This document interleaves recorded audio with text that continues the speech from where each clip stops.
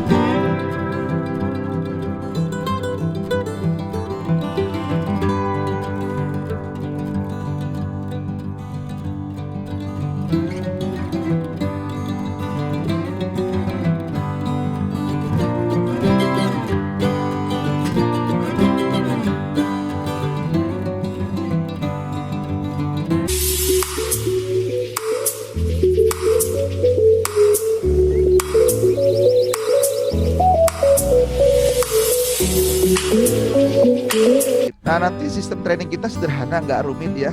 Jadi bisa di mana saya tadi bisa belajar gitu ya. Kayak tadi bisa olahraga boleh. Nah, inilah kelebihan kita komunikasi menggunakan digital ya, online. Asik ya gitu ya. Nah, Bapak sekalian, yang disepakati nanti post training kita sederhana saja. Saya akan memaparkan materi saya. Nanti Bapak Ibu bisa di-mute dulu. Nanti kalau ada pertanyaan langsung aja tanya. Pak, tolong diperjelas lagi gitu ya, langsung aja Anda tanya, kita diskusi langsung gitu ya. Dan begitu ada pertanyaan, gak hanya saya trainer menjawab, teman-teman kan saya yakin bukan nol ya pengalaman komunikasi, karena kita dari mulai kecil dari baru sudah belajar komunikasi, jadi langsung sharing pengalaman. Saya ingin sharing ya, lebih ke praktis. Kalau teorinya bisa Anda lihat nanti di materi kita ya. Nah, itu saja, jadi kita bisa langsung. Lalu agenda kita, nah ini ya, agenda kita seperti ini, Februari besok juga ya.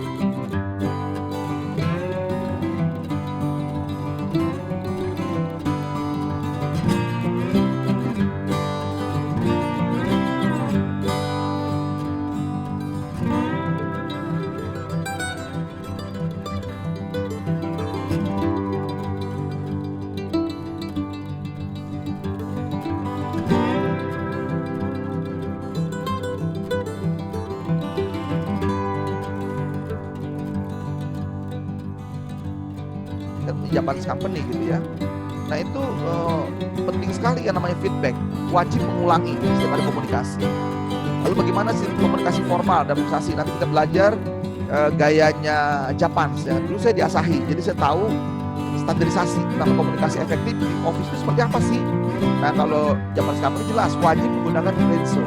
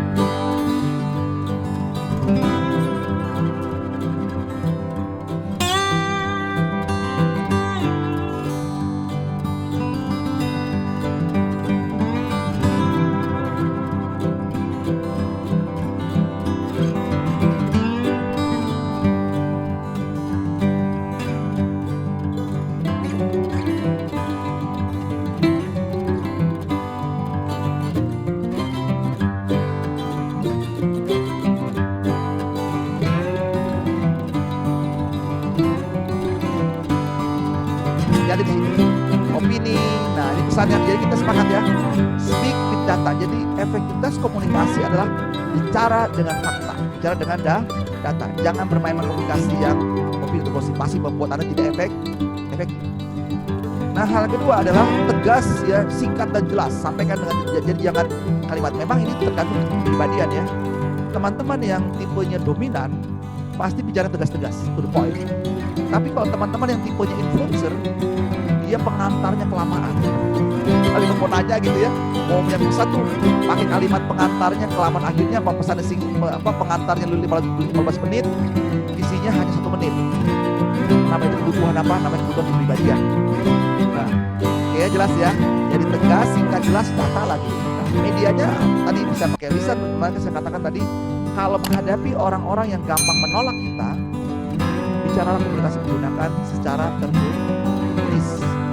Jangan-jangan dia sudah punya persepsi ke kita yang berbeda akibat kesalahan kita di masa lalu. Terus buat, lalu ulangi, lalu bicara. Pak, sesuai dengan data sendiri Pak ya, saya bagaimana Pak? Apakah Bapak punya usulan yang berbeda dengan saya? Pendapat yang berbeda?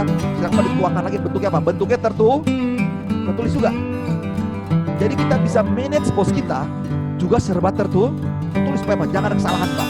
Karena kami perusahaan ini terlatih speak with data sesuai dengan agenda kita hari ini sampai jam 12. Sebelum saya akhiri, ada pertanyaan Bapak Ibu sekalian dari Pak Angga, Ibu Gisela, Pak Chandra, Pak Kamil, Christine, Pak Tegas, Pak Alki. Kita semuanya.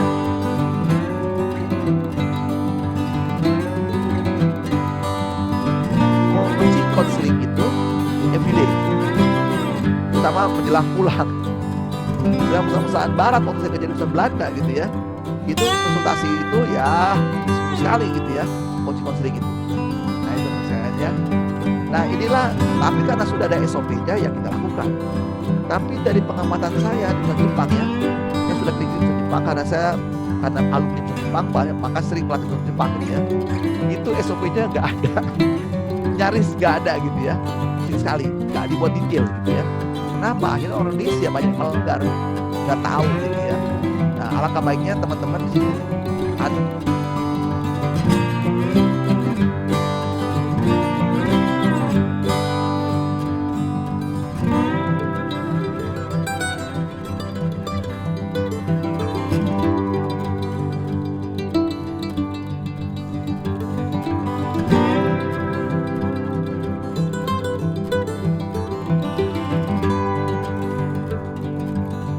Kesimpulannya apa nih?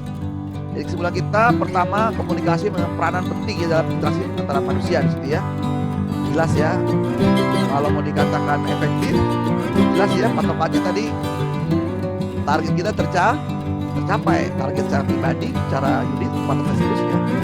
Lalu nanti baru efektivitas dalam aspek proses komunikasinya. Nah, jelas tadi ya, kita komunikasi menggunakan 3V. Ada verbal, vokal, visualnya. Nah, error pertama di verbalnya pesannya yaitu ada apa? Ada aspek yang namanya fakta, opini, dan gosip. Cara gosip itu sudah membuat tidak efektif. Sama juga opini. Lalu juga selain dari proses komunikasinya, nanti gaya Anda berkomunikasi kan gitu ya. Dan berkomunikasi seperti apa? Dipengaruhi oleh kepribadian Anda. Ya, pribadi apa tadi? Bisa Anda pribadinya dominan, influencer, atau komplain, atau greenness. Itu mempengaruhi. Dan juga dari segi NLP-nya. Kemudian juga cara Anda berkomunikasi ada dua aspek pendekatan. Pendekatan gaya komunikasi yang sifatnya rasional, sangat sistematis. Dan juga ada gaya komunikasi yang emosional. Unsur emosi banyak ya. Nah, itu dalam konteks suara dan tidak suaranya ya. Nah, untuk mencegah terjadi kesalahan, karena pasti ada kesalahan, pasti ya. Ada error-errornya. Maka error itu dipastikan dengan dikoreksi dengan feedback. Nah, feedback itu salah satu bentuk memeriksa apa komunikasi efektif atau tidak. Feedback itu mutlak, karena itu bagian dari forensik. Oleh karena setiap Anda berkomunikasi, ikuti standarisasi. Setiap Anda komunikasi wajib punya catatan. Yang Anda mau yang pesan maupun yang terima pesan. Standarnya adalah punya buku dan punya poin catat untuk komunikasikan. Kedua, feedback. Mau Anda gayanya rasional, mau gayanya emosional, dan komunikasinya akan kekontrol di feedbacknya. Nah, waktu Anda nanti berkomunikasi, dua cara juga tadi ya, yaitu cara membujuk dan cara mempengaruhi. Dan yang paling utama sebenarnya ya, parameter yang dalam tujuan dan komunikasi apa itu menjadi parameter utama. Nah, itulah teman sekalian ya yang perlu dikembangkan dalam komunikasi Anda. Dan secara pribadi juga Anda sudah tahu diri Anda secara internasional gangguannya banyak. Itu tadi negatif thinking tersebut dari mana? Sudah terpendam dalam diri kita ini 60.000 dulu kata tulisannya negatif. Itu harus dilawan setiap hari. Dengan apa ngelawannya? Dengan melatih secara spiritual dan melatih dalam mengisi hal-hal yang baru positif. Kenapa? Penekanan saya ada dua. Terus riset tentang diri Anda dan juga kepada orang lain. Lalu terus training, kembangkan diri Anda, belajar terus, lalu praktekkan. Makanya kita nggak pernah jadi sombong. Karena saya tekankan lagi, komunikasi ini pembelajaran seumur hidup. Komunikasi kita nanti aspeknya biasanya aspek kepada aspek profesional, aspek kepada sosial, juga aspek kepada spiritual, dan juga aspek kepada personal dari Anda. Karena Anda pasti berkomunikasi secara intrapersonal. Itu tantangan yang paling berat, ya. Semoga tidak susah. Jadi kalau saya tekankan lagi kata kunci sederhana, komunikasi pembelajaran seumur hidup. Jangan sombong, jago. Makanya perlu refresh, baca, kembangkan terus. Nanti Anda oke lah komunikasi di perusahaan sampai umur 55 tahun. Tapi kalau di rumah kan seumur hidup ya, dengan anak, istri, semuanya. Lalu komunikasi dengan Tuhan juga. Juga seperti itu, banyak hal.